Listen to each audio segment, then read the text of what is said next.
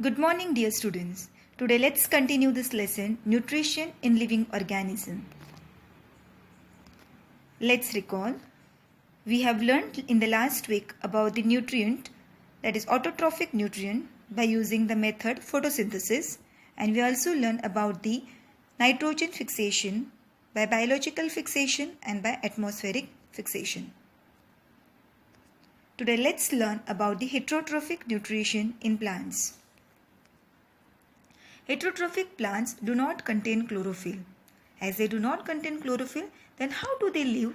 From where they get food? Let's learn. So heterotrophic mode of nutrition means plants which cannot produce their own food. These are dependent on green plants or other organisms for their food. So they are of four types. First, parasitic, saprophytic, symbiotic, and insectivorous. Let's see the first one, that is symbiotic. Symbiotic nutrition, here the plants, the organism which live together, they share shelter and food. Let's see. Here, in some cases, two or more than two different type of plants live together to fulfill their needs of nutrition. Such type of nutrition is called symbiotic nutrition.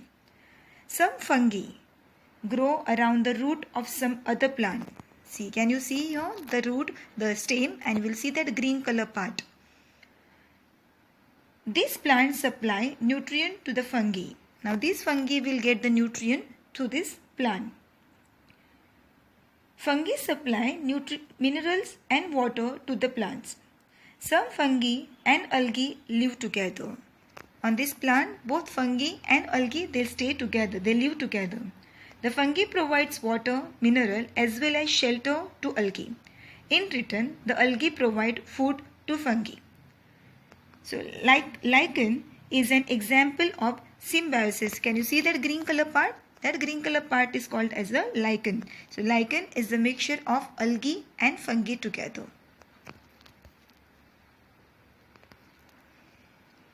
Let's see the another one, parasitic nutrition. In parasitic nutrition, organism obtain nutrient from other organism body. Can you see that yellow color wire-like structure? The name of that plant is Cuscuta. Now Cuscuta, they do not have chlorophyll, so they cannot prepare their own food. So they are dependent on the other plant. That other plant is called a host plant for them, and that host plant is provide the shelter to Cuscuta. There are some examples.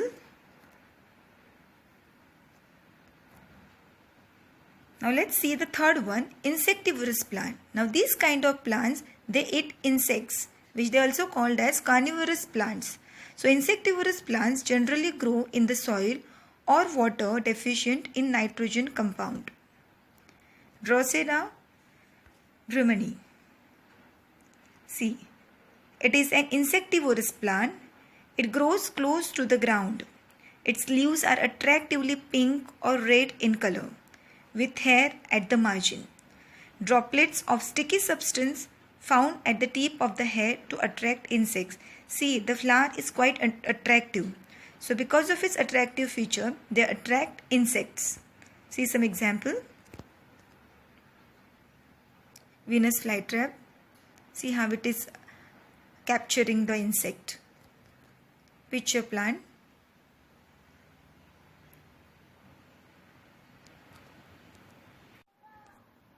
Next is saprophytic nutrition.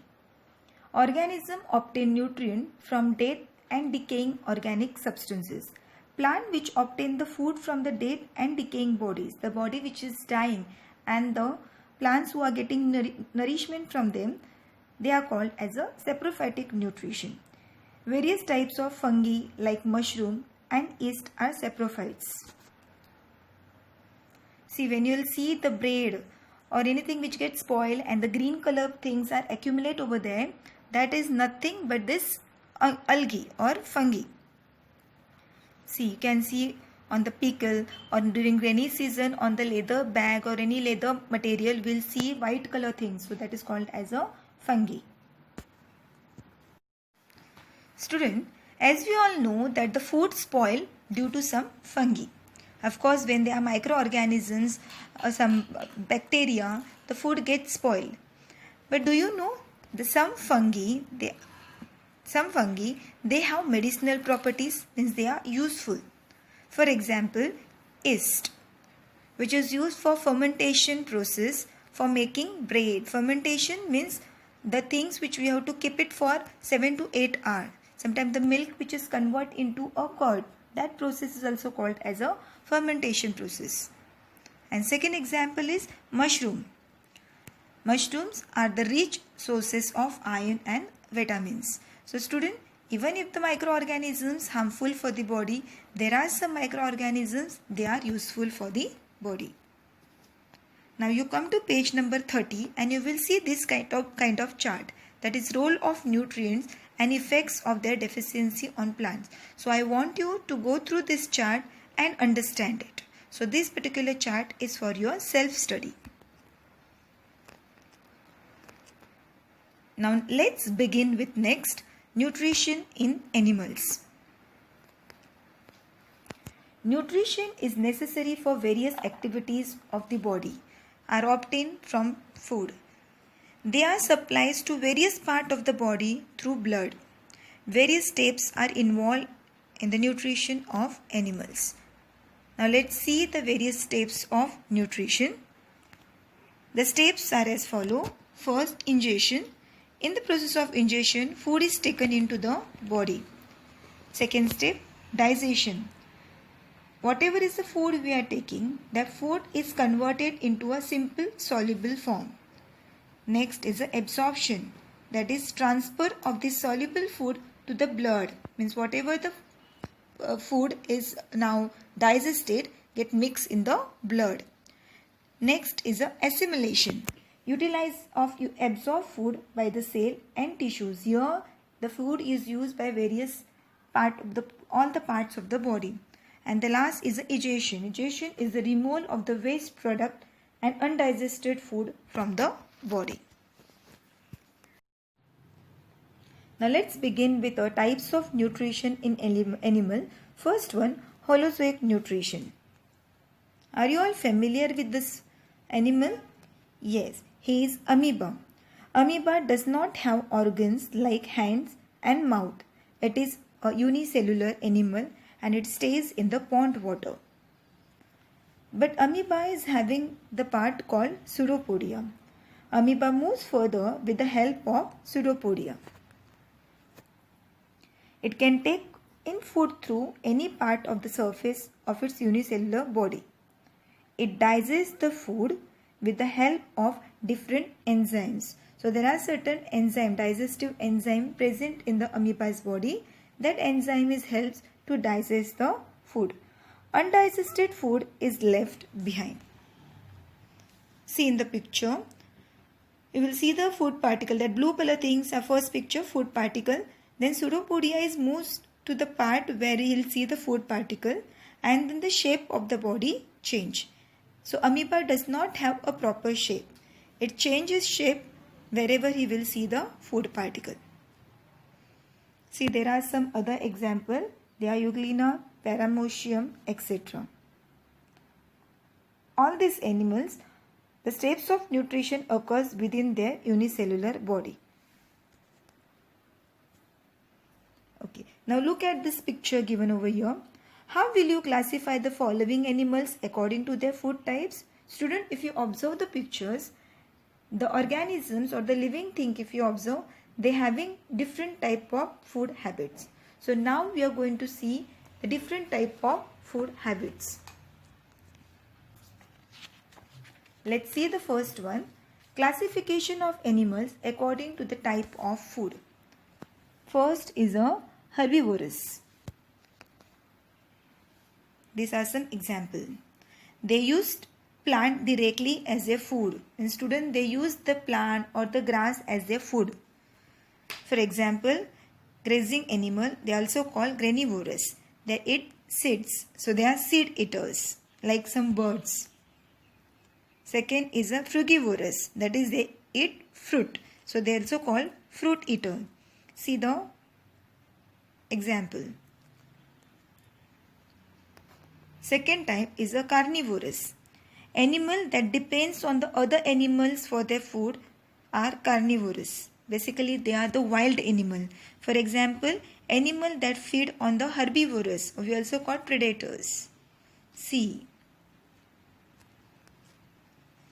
Second one, the animals that feeds on insects, means they eat insects.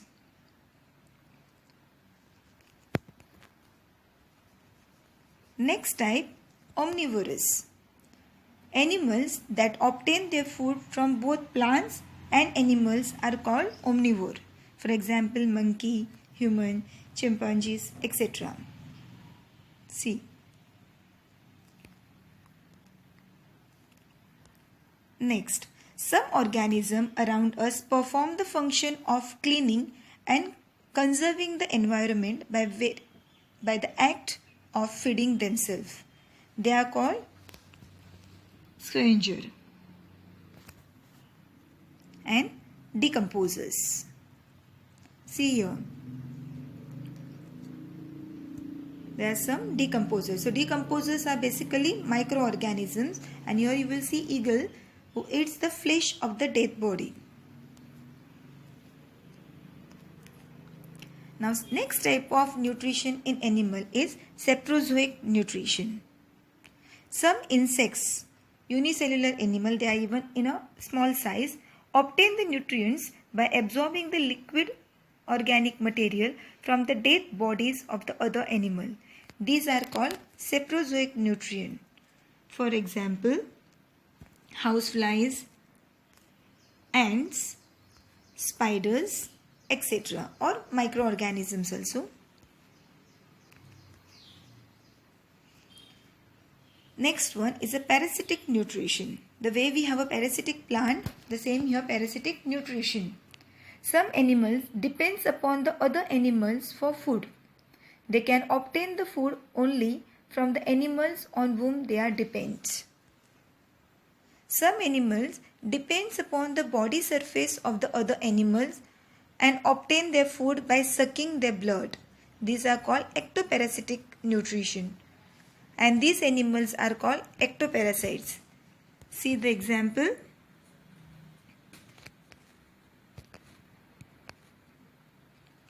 Means they are basically sucking the liquid substances, sucking the blood or any liquid material from the body. And some animals live inside the body of the other animal and obtain their food. These are called endoparasitic nutrition. These animals are called endoparasites. Students, sometimes we get a stomach ache, stomach infection, and that infection is because of worms. So these are tapeworm, roundworm. They stays inside the body and they are taking the nutrition from the body. Thank you.